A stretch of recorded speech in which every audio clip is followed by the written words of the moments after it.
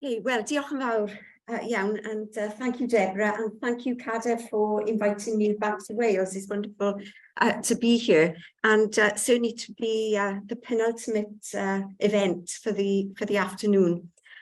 So I've been asked to talk about two things, really, to summarise the day's event and also to provide a roadmap for research going forward for Wales. And I don't think I can really do justice after Daisy's summary this morning, so forgive me, I'm not that eloquent, but hopefully I can highlight some points that I think might be quite useful to conclude the afternoon before the panel.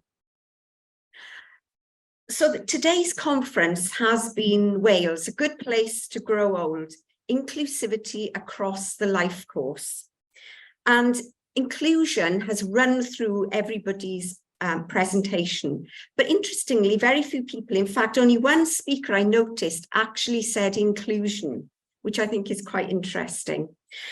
From a number of perspectives, I think tackling social inclusion, improving it, and doing some work on challenging pervasive inequalities are often complex and something we often put in a box and too difficult, too complex to fix. We have a lot of research on inclusion, a lot of research across the board. I'm speaking globally now. Lots of experience, lived experience, and lots of examples. And we can understand it as a concept, but what the heck do we do about it? How do we include everybody? We use inclusivity as a nice positive word. We actually changed our thinking. Those of you who've been researchers in this field for a while will know we changed from social exclusion to social inclusion. But I think we need to go past the conceptualization of some of this and translate what inclusion actually means for people in practice and their lives, because people's lives are complex and multifaceted. And today we've heard about lots of challenges, transportation, different environments, particularly for people living with dementia. But what do we do about these challenges? And I think one thing that's run through all the presentations and really sticks out for me is the strength of CADR and the research that's going on here in Swansea, because you have actually put into practice applied research. It's not been about the conceptualization. There've been concrete examples from every presenter of how to include older people and people across the life course in everyday life and to have fulfilled lives, as somebody said. So, you know, really, ardderchog, it's wonderful to see the work that's going on in CADR. Some of the other things I want to mention that I've noticed today is the projects have been, when you really look at them, they're quite long-term, and we need to think long-term. These aren't short-term fixes. And also, we need to have ownership. It isn't just for others to fix or others to look at how do we include people. We all have a responsibility as citizens here, along with communities, with government. And the presentations have addressed all the levels. People have been talking about individuals, to communities, to government responses. And one of the, oh, I should have changed my slides. Apologies, I'm going the wrong way.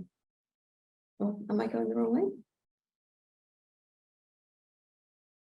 No. Oh, anyway, I did have some slides, but they've gone. This isn't just for one or two people. We've all got to think about this. And one of the things that has really impressed me in the last couple of months, the Archbishop of Canterbury has been looking at reimagining care, social care, focusing on that. And he has actually talked about this in terms of it's one of those intractable problems. Government keep thinking they've solved it, but they're not even scratching the surface. I'm talking about UK government here. But he's talking about a covenant, and I like that word. To me, that sounds really positive. A covenant means about relationships, relationship with government, relationship between individuals. And I think today we've heard a lot about those connections, those intergenerational connections, those covenants that we all really need to engage with in order to have an inclusive society. And I think that's really important. Also, there's a new UN report out, looking at Deborah here, Leaving No One Behind, it's called. And again, it's showing the responsibility globally here of what we need to do to be inclusive in society. We need to focus on the well-being and the rights of older people right at the centre and across their life course. And those are some of the things I think I've heard this afternoon: the life course, inclusion, the whole approach. The other thing, and the second point I wanted to highlight, is about values and attitudes. Ageism is pervasive, and for inclusiveness, we need to tackle ageism head on. And many of you in the audience have really done this. I'm looking at Andrea here. She's been a real champion of this when she was working for Welsh Government. And I think we do need to think very carefully about ageism, because it is actually running through everything, particularly in social exclusion here. I'm wearing a couple of hats here, but one of the hats I'm wearing is as research director for UK Research and Innovation.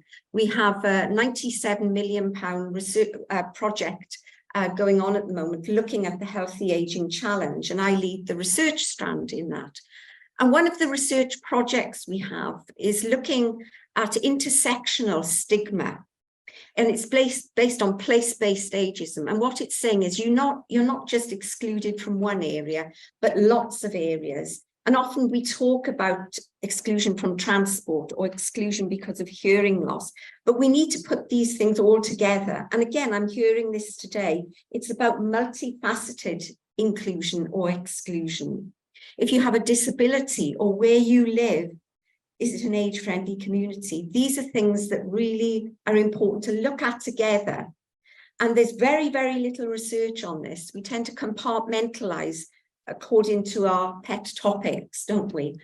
Those of you who are researchers. And I think we do need to look across the board. We need to think about being interdisciplinary in the way we look at inclusion.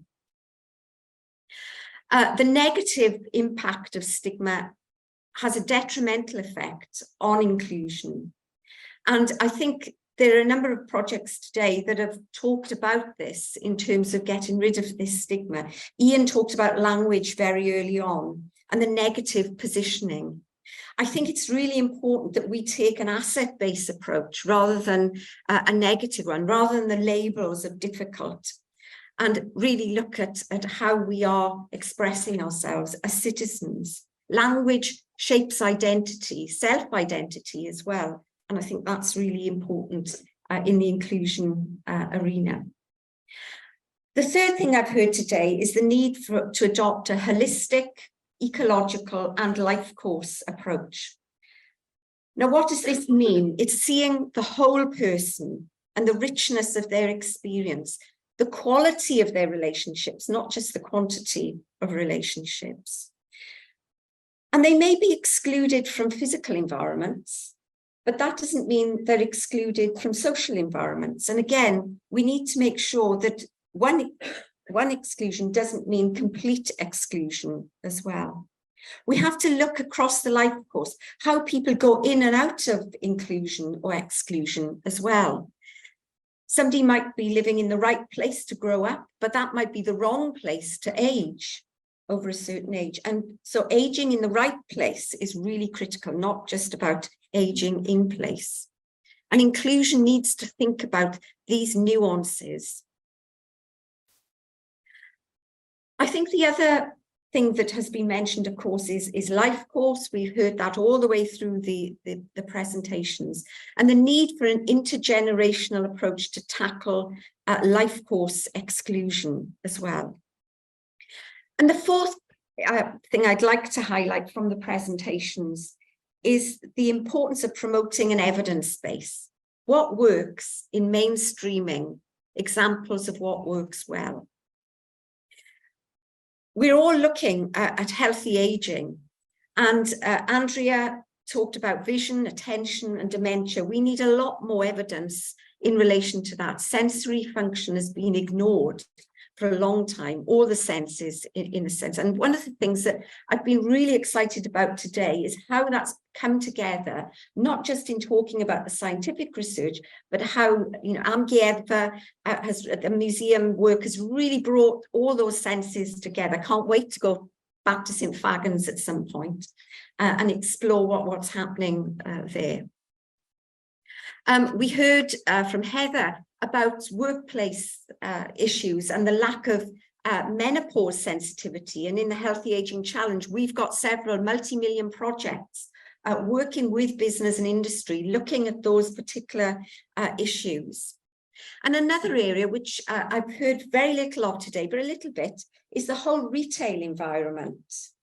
Huge gap there in terms of inclusiveness, not in terms of just accessibility, but acceptability, how we design, product place, the whole arena around the retail environment is something, again, where we need a lot more evidence. So there's huge gaps that a roadmap can actually address. So what am I going to say about the second thing I've been asked to talk about, and that's the roadmap. What direction do we need to go in to radically reimagine inclusivity in aging? Now, a couple of things here for mainly researchers, but all of us as a whole. First of all, methodologically, and I come to several conferences, and you know, there's a lot of methods talked about here. And one of the things I think that really sticks out for me in this conference is the whole method of co-design, co-production. And not just in terms of methods to get at research evidence, but in terms of how do we apply that? What solutions can we put in place? And including people with dementia, as somebody mentioned earlier on, nothing on us unless with us. And I think that's something we need to take home. Judith in the opening address talked about co-design as well in relation to Enrich Cymru and the work that they're doing in care homes. You know, everybody has got a right to self-design, co-production, wherever you are. And I think that's really important. We need to be co-producing solutions with people in care homes.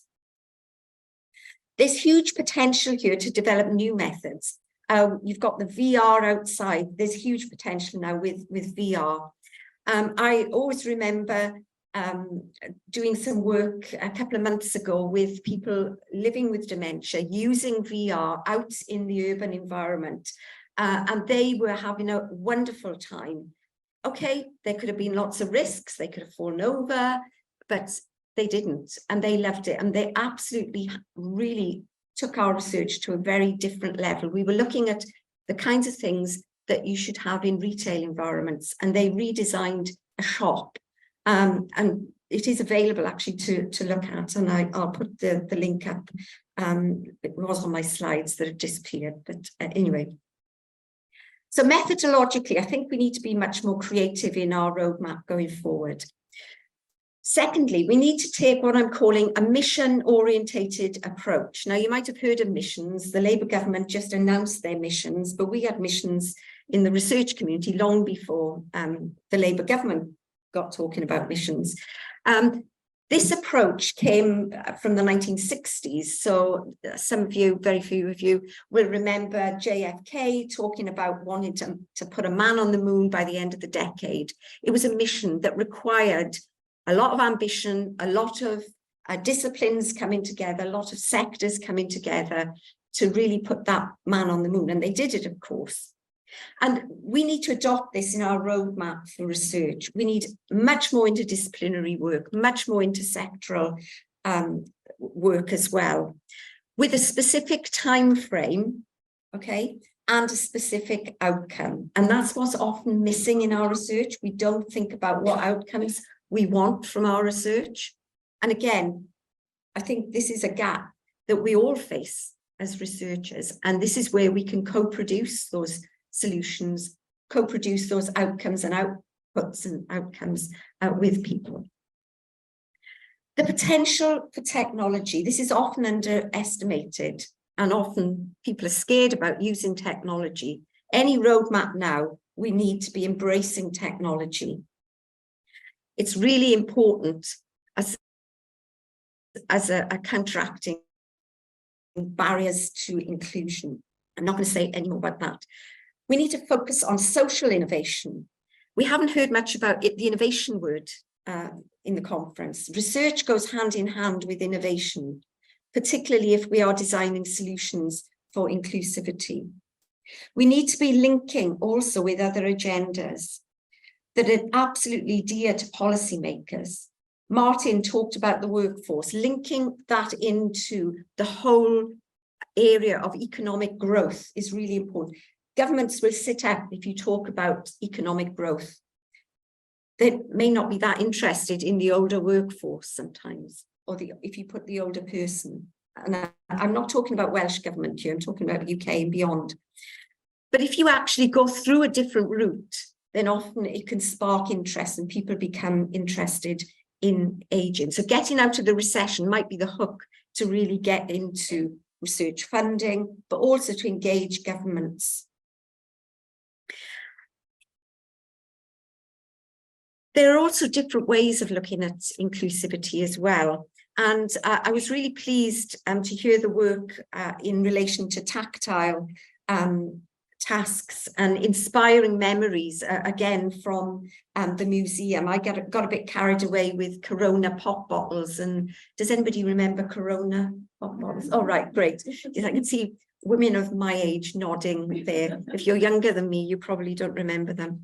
But, you know, those Welsh cakes on the griddle and all that kind of thing. Anyway, I won't go on about that. But, you know, these are really important things to take forward in research. And the reason I'm mentioning that is because there are commercialization opportunities here.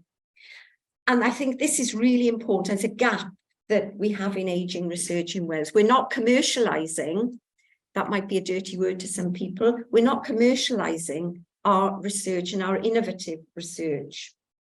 And so I want the researchers in the room to think a little bit about that. You could commercialize quite a lot of the things, the tools that we've been talking about today.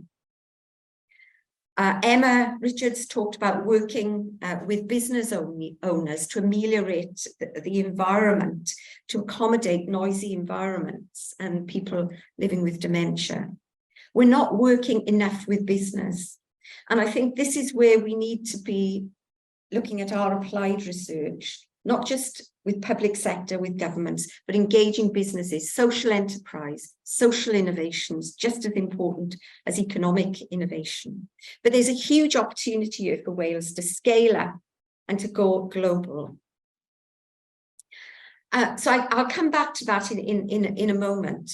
But I think also there are specific areas to work on. Language is one really important one for Wales, also rurality. I think we need to put a microscope in these areas of language and rurality. Absolutely critical, distinctive elements in Wales for inclusion. And I think we tend to skip over some of that sometimes. And then conceptually, I think we need to come back to develop our conceptions, go beyond Kitwood, develop our new thinking, new theorizing. And that might sound rather dry, but I think there's opportunity here across the board in some of the things I've heard today to take this to new conceptual levels. So what does this mean for Wales in my conclusion? Well, I think it means to me a covenant to promote inclusion across sectors and specific areas. I think we need to engage our commissioners here, not just our future generations commissioner, but our older people's commissioner, working together to really look at inclusion across the life course. And we need to look at joined up policy. That used to happen a lot actually in Wales. I'm not sure how it's developing now, but we can't divorce aspects of the life course either. And we need to look across the life course, not just in later life. And again, bringing the commissioners together. And what nudges do we put in place to get people to think life course, prevention, life course, continually, rather than later life alone? And so, if we are to be really Wales the place to grow old, I think we need to take Wales to the world. We need to have visibility in our roadmap going forward. We need to make sure the research that's talked about today has visibility on the international stage. And it's great to see people from Malaysia here. But we need to be talking and collaborating much further afield than we are, and making that much more visible. And we need to link with those wider networks, the WHO, the UN, and really promote the work that we're doing. And finally, I think we need a roadmap, a strategy for research going forward in Wales. And I think CADR is in a good place to lead that strategy of going forward, not speaking just for people that engage here, but really looking at those strategic directions for Wales, those gaps that can be plugged vis-a-vis the UK scene, the global scene. And there's huge opportunities. A lot has been said today where I think there's huge potential to do that. So on that note, I'd like to say thank you very much.